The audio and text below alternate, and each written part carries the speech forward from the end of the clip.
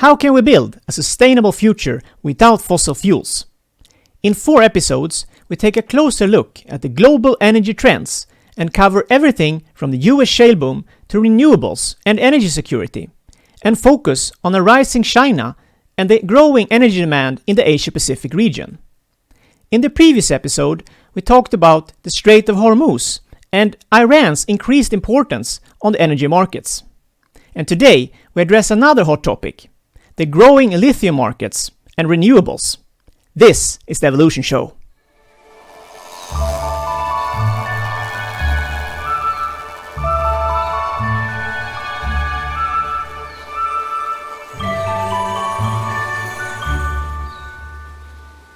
Welcome to the Evolution Show. I'm your host Johan Landgren. The Evolution Show is all about connecting the dots to see the bigger picture and address some of the biggest challenges and opportunities of our time.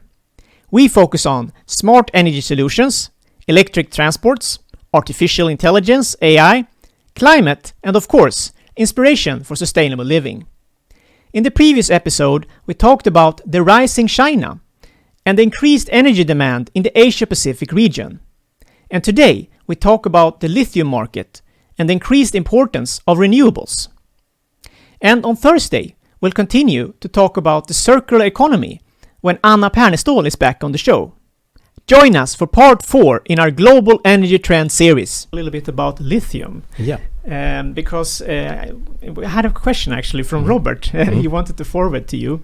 And he talked with you some years ago, and you had a discussion with him regarding the energy density in lithium batteries. And this was maybe 7 or 8 years ago, and a lot of things have happened since then, especially in terms of rolling out electric vehicles in a broader scale. So what do you think are the challenges, and do you still think that, as asked, Robert wanted me to ask you, do you still think that there's an issue with energy density, and in that case, is it more for the electric vehicles, or is it more for bigger transports like plane and so on? Because obviously we're working on small scales with planes, but we're the issue with energy density. Yeah. What's your take on that? Well, I would say that energy density is important, but it should always be connected to what kind of transportation mode is people interested in. We can probably achieve quite good energy density, or at least energy densities that are good enough for road transportation in privately owned cars. But if we, for instance, were to charge lithium batteries and try to power intercontinental flights with batteries, it would be a very different situation. So for some solutions, we do not even need to mind very much energy densities. If we, for instance, have electrified highways where you can more or less drive and charge on the same way, and then energy density becomes somewhat of a non-issue. So it is very much dependent on what specific technological systems one is looking at. But energy density is also connected to the raw material demands, where we typically see the type of fancy lithium batteries with the highest densities as typically have in Tesla cars. They usually contain cobalt. And cobalt is one of those problematic materials with a lot of typically child labor and so on in Democratic Republic of Congo and so on for raw materials. So we really need to mind the technological details. It can be a very significant hurdle in some cases, but in other cases it is not. So it's really hard to give a general answer that would be valid for all situations. Yeah, just to make it, draw some kind of a picture of the situation that. Currently, if you look at the world production, it's dominated by basically 2 countries. Australia, they are contributing with 44% of the lithium production, and Chile are contributing with 25.8% of the world lithium production. And if you look at the reserves, it's even more interesting, because then you have Chile with 57.4%, and you have Australia with something like 15 or 20%. So together they have 80% of the reserves. And if we move back a little bit, talk about energy security or the future for lithium production and so on, Do you see any problems or ways forward? How can we address that? Is it a problem? And I would say that some analysts would definitely describe it as a problem, because we are essentially just moving our dependence on the Middle East, that we typically rely most on for oil, to some other countries to be reliant on battery materials. And then we're just solving one problem by replacing it with another problem. So the dependency questions will always be there, but they can be mitigated using, for instance, free trade or a more diversified lithium supply market with mines for lithium, or at least lithium production opening up in other countries. But that is also very much connected to mining costs. And of course it makes no sense for Finland to start mining lithium if they can't make money from it, because no one is mining lithium for fun. You typically mine it because you have a demand for it and expect to make some kind of reasonable return on your investment.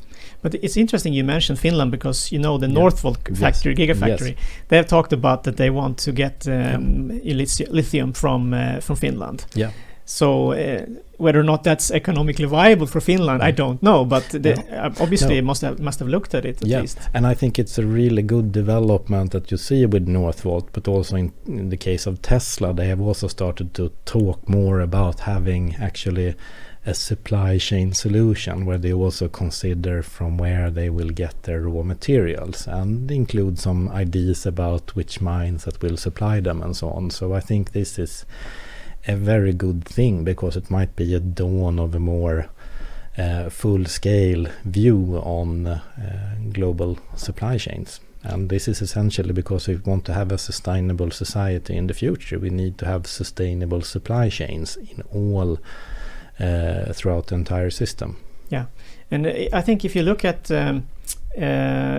how much lithium there is in the world, there are so many different numbers on this, but it seems that it's still one of the most common substances. But you mentioned off air before we started that there are different ways to mine or extract lithium. Maybe you can just elaborate a little bit on that, because I think it's interesting to and I would say that currently the reason why Chile and Argentina, or potentially also Bolivia in the future, they have a lot of something known as brines, where you typically have all lithium in seawater, and then the water has evaporated, so you have a enrichment of the lithium concentration, and it is available. It can be extracted very cheaply, but it's sadly a quite long production chain, taking something like 1 to 2 years to produce a unit of usable lithium carbonate that you can use in the battery industry. And the other way of extracting lithium is based on crushing essentially pegmatite rocks, which is a hard rock, and then you crush it and grind it, and then you extract the lithium with suitable chemicals. But in that production chain, it is something like 5 to 8 days, and then you have a lithium carbonate product that can be used for batteries. So one of them is quite quick and can easily adapt to changes in the market, while the other one is very slow moving, because it is it's a slow cooker versus a fast cooker. So, but some people, they are talking about you can even extract lithium from the sea, from seawater. Yeah. But it's very energy intensive, and you have very little energy lithium in per square meter or per cubic meter.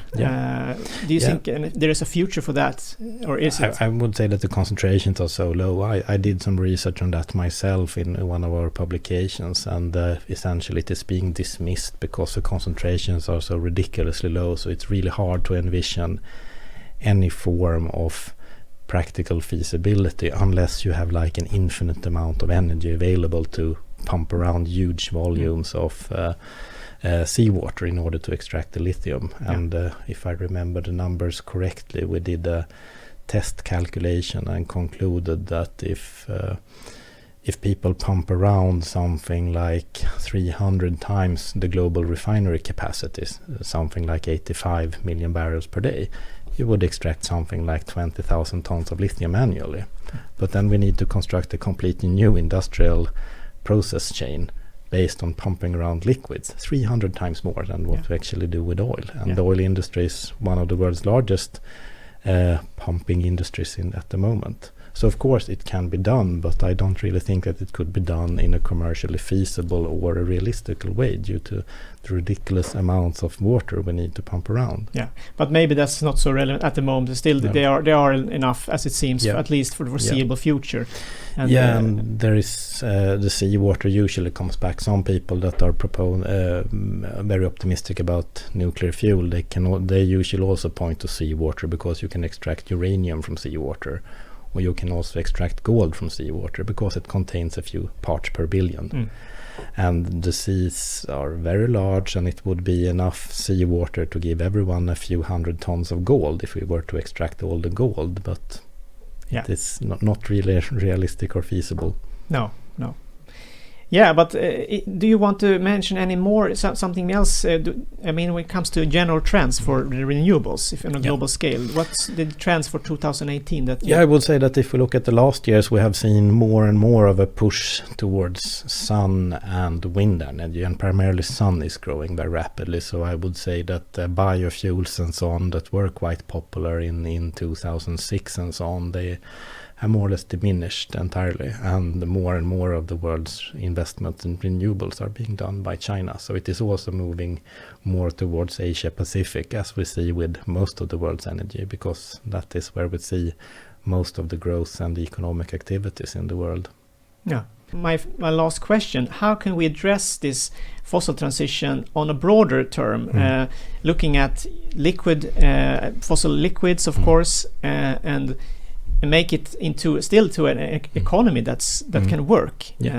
I would say that the best way is probably to think more of what's actually driving the energy systems. The energy systems tends to be heavily influenced by the demand for energy services, and energy services is typically kind of things like transportation from point A to point B, or communication. If we, for instance, look at the Renaissance, people were communicating with their dear ones, but they were using wind energy and bioenergy because they were writing on paper and transporting it by sailboats.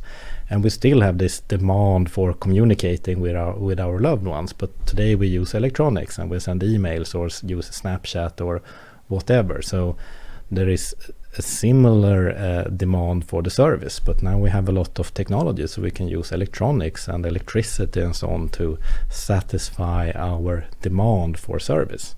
And in some cases we should really think more about what is actually the service that is being demanded. And of course electric vehicles, but they are still just one way of transporting people from point A to point B. And if you can get from the same kind of points with bioenergy or fossil fuels at a cheaper price, or at least in a more convenient way, those would be preferred by the market. And the market mechanism is usually always underestimated when it comes to retrospective analysis of energy transitions, where people think that newly developed technologies would make a very significant growth. If you look at, for instance, Hubert's works from the 1960s, he expected, and quite accurately predicted peak oil in the US, but he didn't really see any problems, because by year 2000 everything would be powered by nuclear power. Yeah. And now we know that he got the oil part pretty good, but he completely blew it when it came to nuclear power. Yeah. But I read his biography, about him, M. King Hubbard, for those who don't know him. He was a nuclear physicist, a mathematician as well. Yeah. But what he did actually, just to mention an interesting thing, he created what's today is like the US Atomic Agency, kind of, because before they were dumping nuclear fuel. They were going to dump it just in the countryside, and he said, like, this is crazy. But that's another story. But he was an exceptionally interesting person. But is there anything else you think the global trends we haven't mentioned today you would like to mention before we finish? No, I think we have covered a good number of different interesting points. Yeah, really interesting. And I always ask the guest if they want to forward anything for the next guest. And the next guest is going to be Anna Pernestål. And she is heading a research institute at KTH, Integrated Transport Research Lab. So she's primarily focused on self-driving technology and so on. But in the next episode, we're going to talk about the circular economy. And she has a concern that in this transition we're making with digitalization and so on, we think that the self-driving technology will solve everything, but if we have a circular economy, it could increase the number of cars, the number of vehicle miles traveled per car, but also it can increase the energy use if we have a circular economy, if you don't do it in the right way. So do you have any ideas on that or question you would like to ask her? I definitely think it's a very interesting area, and I read a very good review article by Kircher, and he looked into 114 different definitions of circular economy and concluded that it's a mess. Everyone is using the same word, but they define it very differently, and usually it boils down to more recycling and more reusing. And it's usually some kind of promotion scheme in order to promote more economic growth.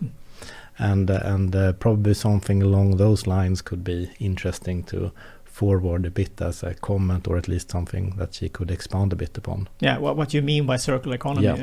What's the definition? That's a good question. As always, the devil is in the details. Definitely.